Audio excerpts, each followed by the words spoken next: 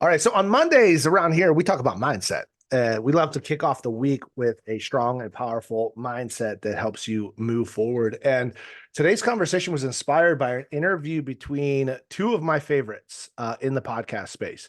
So Ed Milet runs a podcast called Max Out, and he was interviewing my favorite CEO and total absolute boss, Layla Hormozi. So many of you hear me talk about Alex Hormozi. Alex is great. He's like the sales and marketing guy.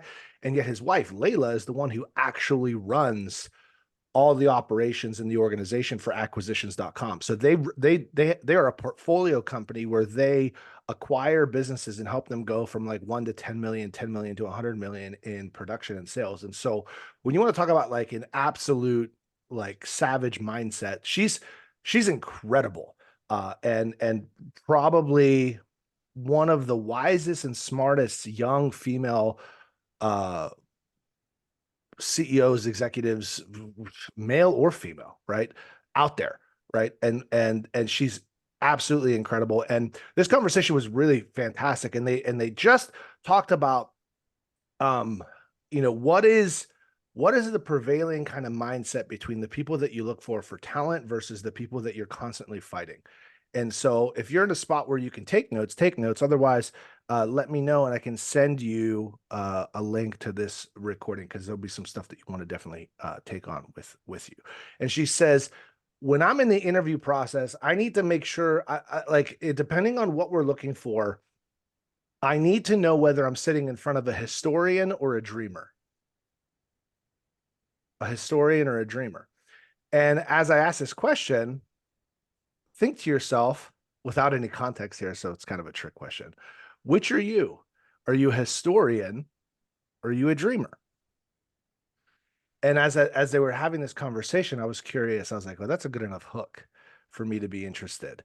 And so the way that, so some quotes that came to mind and some conversations that came to my mind is this: the world that we live in is an actual manifestation of someone's imagination.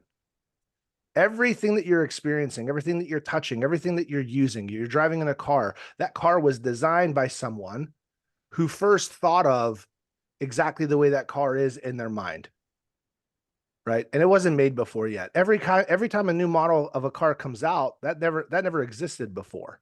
So everything that you're touching, everything you're experiencing, the phone, the glasses that you're wearing, the shoes on your feet, the seat that you're sitting in, was never there before and was created. So the world that we live in is a literal manifestation of everyone's imagination.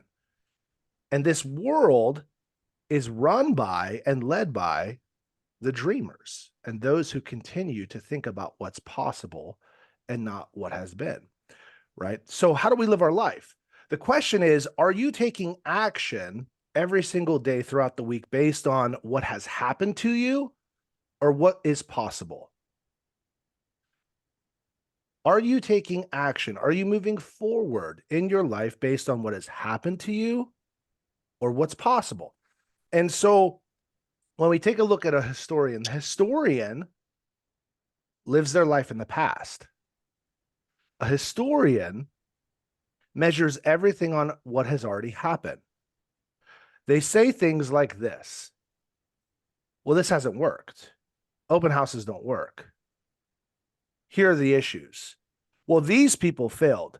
These people, when they did this, they went bankrupt. Well, that's not me. I'm not a fill in the blank. Well, I don't talk like fill in the blank. Well, I would never fill in the blank. Well, this is the way that we do it, fill in the blank. Well, this is how it's been done before, fill in the blank. Nobody does that here. You don't understand. You're not from here. We do things differently here. I'm different. My genes are different. I process food different. Exercise doesn't work for me. I have this disadvantage. My brain works this way, et cetera, et cetera, et cetera. Historians, write this down. Historians are the curators of reasons. They're the best at coming up with all of the reasons. Many of you know the saying, right? You can have reasons or results, and You can't have both. You get to pick one, right? They have a reason for every way out of everything, historians. And I have a saying here. So one of my saying last week, remember, was like, I don't do weird, or the other week was I don't do weird. Here's the other saying that Matt has. If you want to fight for your reasons, you win. You get to keep them. I can't help you. If you want to fight for your reasons, you win. I don't have the energy. However, if you ever came home, or your parents ever came home, and you had this on your progress report card or your parent teacher conference, and they said, boy, they have a really active imagination. They're always daydreaming, they're dreaming. Ooh, get excited. Because here's why. Dreamers live their life with the possibility that they can do and become anything through massive action, not affirmations and just waiting. So much so, there's an organization that literally took over the world called Disney that has a team of people that are in charge of growth and new ideas. What do they call them? Does anyone know what those individuals are called at the Disney organization? Imagineers. Imagineers. They are the dreamers of what's next. And then Dustin has shared with us on another call, through the history of understanding this, is that they have to keep the Imagineers and the engineers separate. Why is that? The engineers probably give him all the reasons on why it won't work. Oh yeah, the engineers are like, we can't do that. Have you forgot about gravity? We can't do that. Everyone might die. We can't do that. Everyone will be sick, right? Have you ever ridden Planet Earth, like Escape from Earth, or whatever that Mars ride, the green side or the orange side? Never again, right? However, right, the Imagineers, they separate the Imagineers from the engineers because the engineers are bound by the laws of physics, history, right? And in order to make things happen and be safe. Well, we can't do that because, etc. So Imagineers are tasked with the idea and are tasked with the opportunity to create new experiences and remove the impossible from their thinking. In fact, even the word impossible spells what? If you separate it out, there's two. I'm possible. Everything was never done before until it was. Like, everything has never been done until it was done. All the things that you're doing have never been done before until it was done. Flying, driving, roller skating, whatever. Like, everything was the 4-minute mile, marathons, all these things. Everything has never been done until it was done. So your life is simply a result of your ability to imagine what's available if you're willing to sacrifice.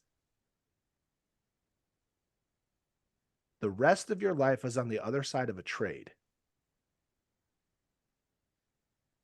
Your life is simply a result of what you are not willing to let go of and how big you're willing to dream. The trade shows up like this. You can have anything in your life that you desire if you're willing to let go of who you were. Let go of what the version of you that other people want you to be. What you think people think of you. What you've done before. What's either worked or hasn't worked in the past. You have to let go of what you thought or think your best is. You have to release your own idea of what your capacity is. You have to let go of your desire for comfort. You may have to let go of vegetation time for a minute. You may have to let go of watching The Bear on Hulu for a minute. You may have to let go of Netflix. You may have to stop the death scroll for a minute. You may have to get up a little earlier and stop sleeping in for a minute. You may have to give up the discomfort of being bored for a minute and be willing to take some time to dream, to imagine. what it could be. There was a phrase that came to mind whenever I was going through and writing down some of these notes. And they said, sometimes you have to let somebody else's dream for you die so you can live your own. Sometimes you have to let somebody else's dream for you die before you can give life to your own.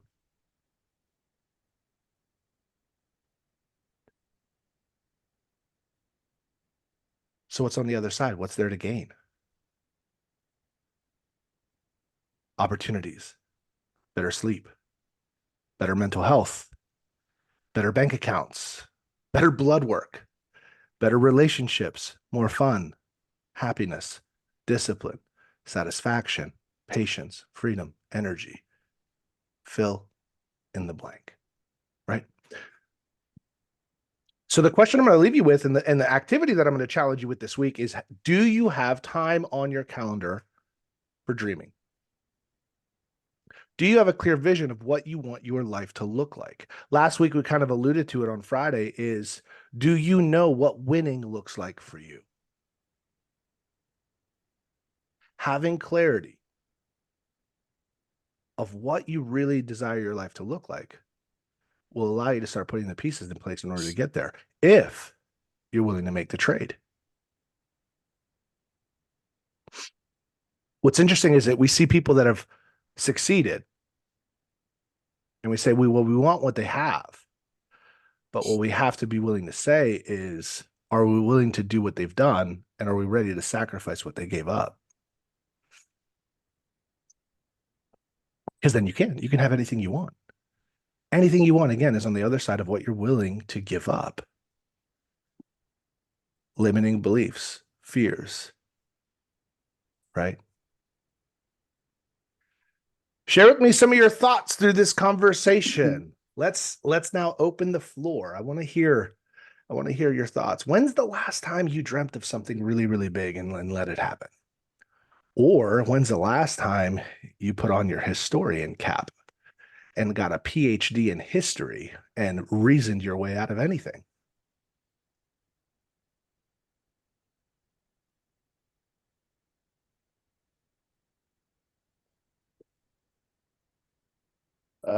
I would say just I'm newer in real estate. It's gonna be my third year, but just getting into the business, I think you automatically get bombarded with other people's either their experiences, from what other people told you, like how your career is going to go, right? So it's, once you get to, year 5, you'll be doing this, or once you get to year 10, you'll be doing this. And they expect everything just to go either according to the way they did it, or things that other people have told them that way. Mm-hmm. And so what I wish I would have done, from the beginning, which I mean, you're new, and I would definitely consider myself more of a historian. But you go off of those timelines, right? Like you don't think that you can do, amazing things your first year, right? Crushing those things, deals, goals, whatever it may be, or you have conservative goals and deals based off what other people say. Um, Even though, I mean, there's plenty of examples. You get online, there's plenty of examples of people that, you know, make their own path and they do great, Mm-hmm. their first year, whatever the case may be. Um, but so yeah, that just came up for me because I feel like a lot of my career, has been going off of other people's, timelines of, where I'm supposed to be, or at least comparing, what they're saying. Thanks for sharing that, Ramil. And do I have permission to kind of have a little coaching conversation with you? Yeah. Okay. Um, you said something really interesting at the very, very beginning. I'm not sure if anybody else caught it. You said, "Well, I'm new," which is what? A reason. Yeah, reason. It is. Hey, so I'm new, 3 years in, have done 70 plus transactions plus blah blah blah blah blah. So no, so if I say something silly, that's okay. Like I'm new. Hmm. Here's the deal. You don't get to say that anymore, bro. Yeah. Because let me ask you this. when are you not new? I don't know. And how many idea. transactions does somebody need to do to not be new? No idea. And if you met an agent in their first year that did 40 deals, or you met an agent that's been in the business for 10 years that does 4 deals a year, who has more experience? Yeah, definitely the newer agent. Maybe it's so at the end of the day, you're not new. Hmm. And after your first day of being licensed, no one is. Like the day you get your license, you're new. After that, you're already an experienced agent. You're the second day in the business. Let's go. So that the thing is like, yeah, like we have to sacrifice. So how are you seeing yourself? Are you showing up every day? It's like, well, it's okay. I'm just new. I don't have to. I mean, if I wasn't new, I'd probably be doing things a little different. So let me ask you, like, how would you show up for your days if you weren't new? If you showed up as a seasoned veteran, because you've already done more deals than 95% of the real estate industry that's currently licensed.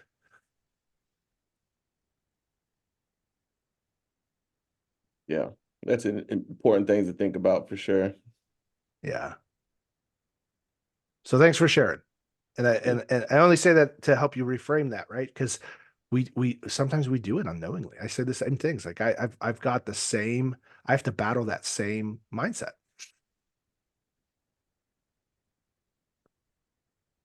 Other thoughts around this conversation? I thought the are you a historian or a dreamer thing was so fascinating when you resonated. Like, are you holding on to like an old version of yourself? Because I've been in the fitness world for my career for 15 years and made a Yeah. transition, and I still feel like I have to justify why I have a new career at this stage in my life. And so that's really interesting. I'm just like not get over it, but like be in the present and be the dreamer as the real estate person and leave the old version behind. Yeah. Yeah. Isn't that fascinating? I had so much guilt and just so much like judgment against myself where I spent all of this time getting an MFA, learning the arts, wanting to become a professor, wanting to be an educator and a teacher. And then I had to go sell printers, right? And paper and desk chairs and floor mats to live. And I'm sitting there just going, ugh, what has happened to my life? Right. I got a master's degree and I'm making $8.50 an hour doing retail. Are you kidding me right now? And then I had to make a shift. I had to make a shift in my mind. So, all right, if I'm going to be here, like, how do I own this store? Like, how do I get so good that they just give me the store? And that was the shift, right? And then instantly it's like, boom, promotion, promotion, promotion, promotion. And then I had to make a decision. Do I want to be a general manager of I Office still had to Depot? go run and do some stuff at home. Do I want to do that or like what? So, I mean, no, I get it. I get it. Identity or holding on to is really interesting. Andy Frisella in one of his podcasts also just talks about, so many people hold back and sit with where they're at because they believe that there's some success fairy out there that will wave their magic success wand and finally give you permission to step into the version of you that's like waiting to happen. Right? Like there's no like best-selling or like top #1 podcast fairy out there. There's no #1 YouTube channel fairy. There's no like best realtor fairy. Like people just show up and start doing, right? Authors, athletes, right? Like nobody like went around and said to Kobe Bryant, Michael Jordan, or whoever's out there killing it in the league, like, oh, you have been selected to be the chosen one. They tried out for their teams at some point, just like everybody else. They shot their first shot like everybody else. Some point along the way, their identity shifted and said, I'm going to be the absolute best that's ever played this game. And I'm willing to do whatever it takes, which means I'm willing to sacrifice the things that are going to get in the way of that. Is there benefit to having historians in your world? Yes, sure. Right. There's the whole like black hat philosophy. I think there's also being too much of a dreamer without somebody to go, if you do that this way without another angle, you will lose your money or you will go bankrupt. You can't work your way out of this mistake if you do this mistake. It's a very interesting idea. And if you do it this way, you could go bankrupt very quickly. Okay, well then what do we need to do around that? Like, how do we, what else to be put in place? And there are smarter ways of doing things, however, right? So having somebody that can like kind of poke holes in the idea to help you identify like what are your blind spots, what are the pitfalls, that's I think it's important. But so what was somebody saying is not it's not having a yeah but mentality, it's a okay how. So when you approach a historian, you need to have historians in your world that says, when you say, hey, I'd like to do this, and they go, okay, how do you think we should do it? And they can come up and go, well, if we do it this way or this way or this way, these are some of the things that could happen. We could possibly, maybe do this, and then if we did this, this, and this, it would probably give us enough of a buffer to do this. So there are best practices, and there are ways that you can lean on historians or people that have a historian tendency to put forth a good idea safely or strategically, right? My problem, I'm so far on the dreamer doer scale that that my swings in my life and career are huge. I have big highs, which then are also that can be followed very quickly by incredible lows. Like I'm willing to put everything on the line all the time, like everything. And a lot of people, including my spouse, is not necessarily okay with that. And they're like, if this could be less terrifying, that'd be great. That would be awesome. And I'm like, but it's way more fun this way, right? Your tummy tickles like when you go over the hill. Woo. So other thoughts around this? Final minutes here. I was at farmer's market on Saturday, Mhm. and I got a pendant, and it says, if you can dream it, you can do it. Mhm. And I'm wearing it right now, and I recently went door knocking, and I haven't done door knocking since before COVID. And I had a really, really good time. At first, it was so awkward and weird and all that, and and I blame it on some of the people that opened the door. But then actually, they were actually very nice. But then I really had some awesome conversations, and about, I got 5 leads, but really 3 good kind of solid leads. Wow. And yeah, it's Nice. been fun. It was fun. It was really fun. It's Nice. just right around my neighborhood too. So and I love this stuff. I love the dreamer stuff because I dream all the time. It's just we got to put pen to paper and see how my husband and I how we can get there. And we're doing some of that with a financial planner and an estate planner and all that. So Yeah. Yeah. Awesome. good times. Awesome. Anyone else?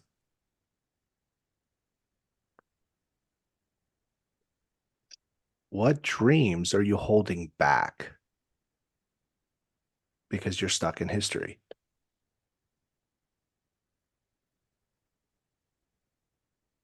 I think a lot of times I find myself, I'll dream and then the history part kicks in. It's like, oh, wait, that's too big. You've got to pull back. And I'm like, no, I'm not. I'm going to go over here and do this. And I think so much of it is also who you surround yourself with too. Like, do you There you go. surround yourself with people that are going to say, yeah, you can do these things and help grow those dreams and develop those dreams? Or is it people who are also playing safe and holding back? Like what do you put it, just like Disney separating Mhm. the two? But because I find myself kind of going back and forth. Get yourself into rooms where people are doing massive shit. Yes. Here's why. the more you sit in those rooms and you talk to people that are doing, so like I was at a mastermind recently just online with everybody in the room was doing 15, 20, 30, $80,000 a month in recurring revenue online through products, educational products. And I'm looking at them and they're not that smart. They're not that talented. Their equipment is basic and I'm like, holy cow. They just did it. They didn't wait for permission. They didn't care about what anybody thought. They didn't care about like what their loser friends from high school might say online. They just did it. They just smashed through that. I was so like, whoa, whoa, who am I not to do it now? Right? So I challenge you, get out of the reasonable, get out of the history, get really clear on what you want your life to look like. Get really clear. Get around people that are doing big things that show you what is possible. Realize that they are not better than you. They're not bigger than you. They're just further along. Ask more questions. What was your first step? What was the next step? What was the next domino? What was the next domino? There's a reason why I have this domino back here. Everything starts with a domino. Everything starts with what is that first step? So the thing is that if you don't know where to begin, you may be looking at the wrong domino. You just have to continue to find the person who's done it and has been where you were and say, well, where did you, like, what was the first thing? And then what was the next thing? And then how did you build onto that? And what was the next thing? And then what was the next thing? And it may be, you got to get rid of your paperwork as soon as possible, even though you like it. Maybe it's something else, and then something else, and something else. And then the next thing opens up this next thing and next thing. And all of a sudden, now you're closer to the life that you dreamt of. Right? So be willing to dream. Take the time to imagine. Get clear on it. Write it down. Why is it important to you? Find those that have done it. Ask them how. What's the first domino? And then get to work. Work works. Get to work. All right, guys, we're a little bit over time. I appreciate you guys being on this call. Ping me, shoot me a message, and I'll get you the link. Take care. Bye.